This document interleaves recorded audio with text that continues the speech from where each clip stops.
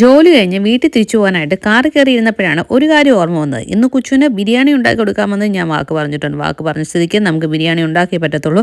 അപ്പോൾ ചിക്കൻ ഇല്ലായിരുന്നു. ഞാൻ നേരെ ആസി പ്ലാസി വന്ന് ചടപടാന്ന് ചിക്കൻ മേടിച്ച് നേരെ വീട്ടിലോട്ട് പോവാണ്.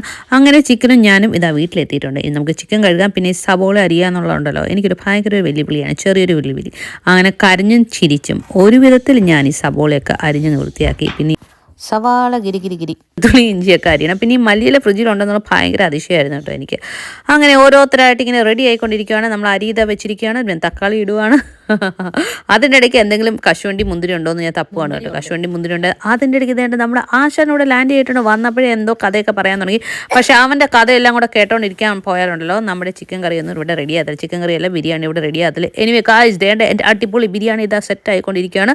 അങ്ങനെ ഞാൻ അവസാനമായിട്ട് ദം ഇടുകയാണ്. ബിരിയാണി ഉണ്ടാക്കി ഞാനങ്ങ് കുഴഞ്ഞു കേട്ടോ. അതാണ് ഈ ഇഞ്ചി കഴിച്ച കുരങ്ങൻ്റെ പോലത്തെ മുഖം.